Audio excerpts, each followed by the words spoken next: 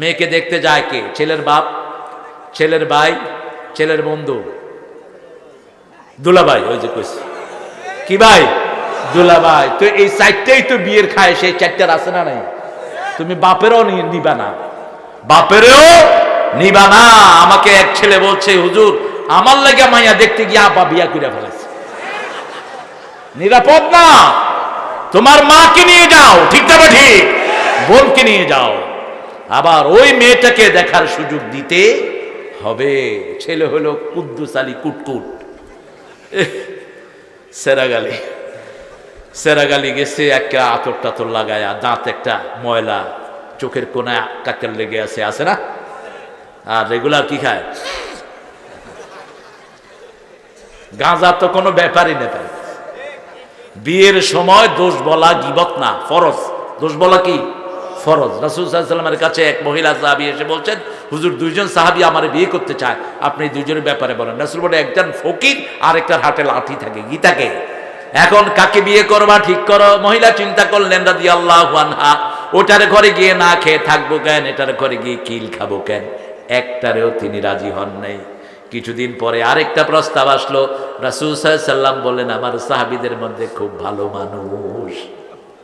সুবহানাল্লাহ বলবেন।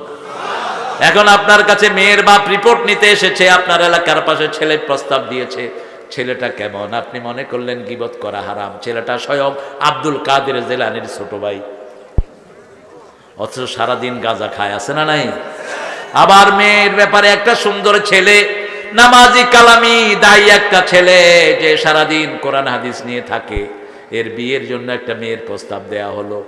আপনি খবর নিতে গিয়েছেন, মেয়ে তো না রাবেয়া বসরি, অথচ মেয়েটা সারাদিন ঢাং ঢাং করে বেড়ায়।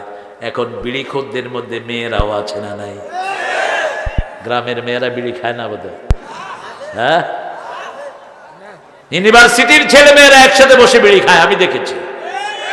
একসাথে বসে বিড়ি খায়। কিসের ইউনিভার্সিটি? তোমার মেয়েকে হেফাজত করো, ছেলেকে হেফাজত করো। কোন লেখাপড়া কি করে আল্লাহ জানে, ভালো ঘোড়ার ডিম কি করে। ছেলে মেয়ের গায়ে হাত দিয়ে বসে আছে। কয় দোস্ত কি খাবি আজকে? কে?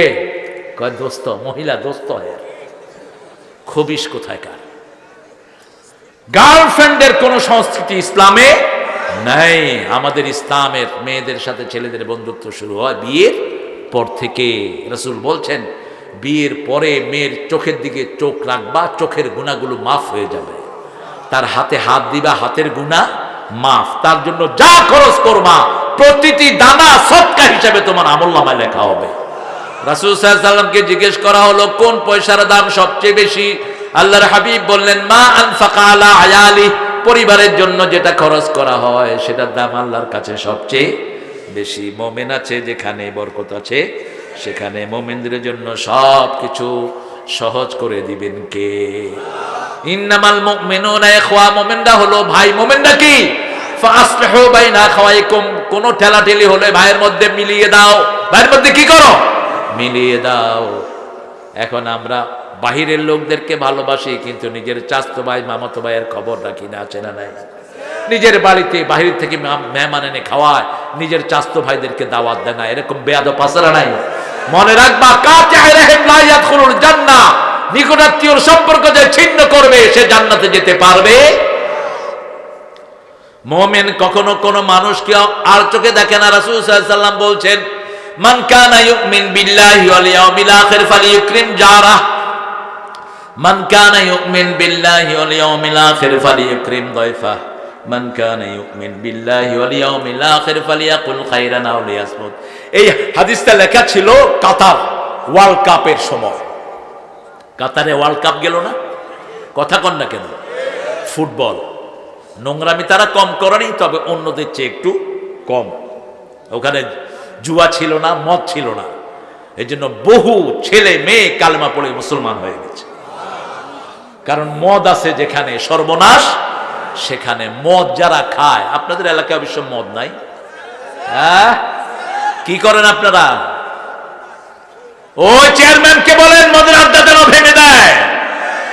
আপনারা গ্রাম থেকে গিয়ে মুদ্দাদেরকে পিটায় এলাকা ছাড়া করে দেন। এখন ছোট্ট ছোট্ট ছেলে ইয়াবা খায়। কি খায়? ইয়াবা খায়। আহ